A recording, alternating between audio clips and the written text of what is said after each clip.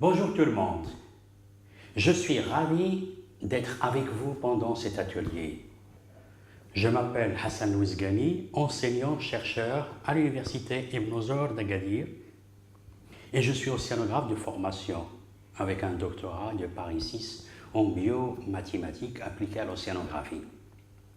Mais avant de rentrer dans le vif du sujet et en guise d'introduction, je vais vous dévoiler en quelque sorte l'envers du décor.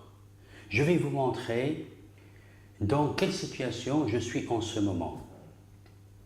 Je suis face à ma caméra où je lis grâce à mon prompteur le texte que je vous récite actuellement.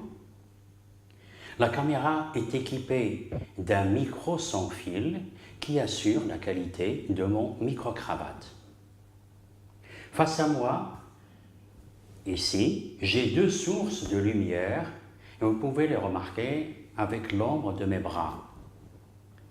Donc, deux sources d'éclairage, de lumière artificielle pour avoir les conditions du studio. Et derrière moi, j'ai un fond vert qui me permettra de faire l'incrustation de mon image dans différentes scènes.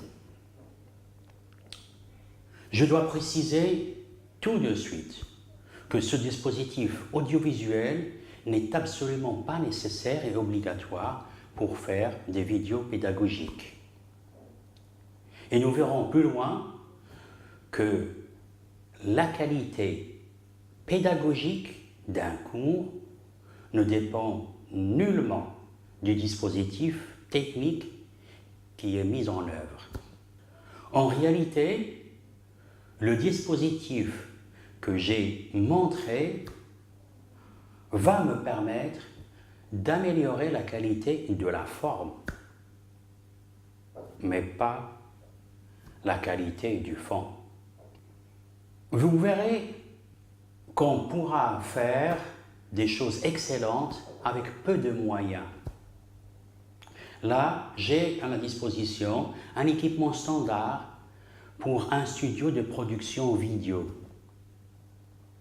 Vous avez remarqué que je n'ai pas utilisé le terme pédagogique qui fait référence à l'enseignant. C'est vrai que l'exercice de se présenter devant la caméra n'est pas chose facile pour un professeur. À vrai dire, c'est très intimidant d'être seul face à la caméra, loin de son milieu naturel, de son environnement éducatif, c'est-à-dire la présence dans un amphi ou dans une classe. Dans cette séquence, nous allons poser des questions par rapport à la perturbation que peut engendrer la vidéo et le dispositif technique par rapport à celui qui est face à la caméra. On va se poser des questions des avantages de la vidéo par rapport au texte, par rapport au format audio, par rapport aux images, par rapport au schéma ou diagramme. On va voir aussi les propriétés intrinsèques de la vidéo et si ces propriétés sont à son avantage ou si c'est plutôt un inconvénient. Pour penser des deux côtés, derrière et devant la caméra, en tant que spectateur ou producteur ou metteur en scène,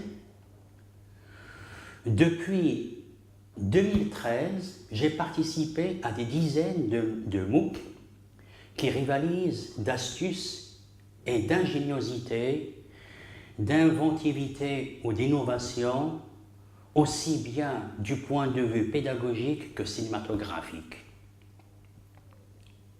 En comparant ces différents MOOC entre eux et en les comparant avec le e-learning, c'est-à-dire l'ancêtre du MOOC, pour aujourd'hui on parlera d'ancêtre mais entre guillemets, on se rend compte que MOOC n'est pas obligatoirement synonyme de vidéo.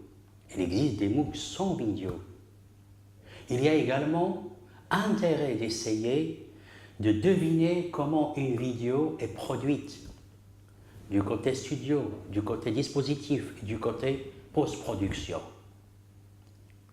En se mettant dans la peau du spectateur et voir à quel point la vidéo m'a captivé ou pas du tout et pourquoi. Et principalement se mettre dans la peau de celui qui est face à la caméra. Perturbé ou pas, je vous laisse juger. C'est justement le sujet de cette vidéo et je vais vous montrer un panel de situations et de modes d'enregistrement de vidéos pédagogiques.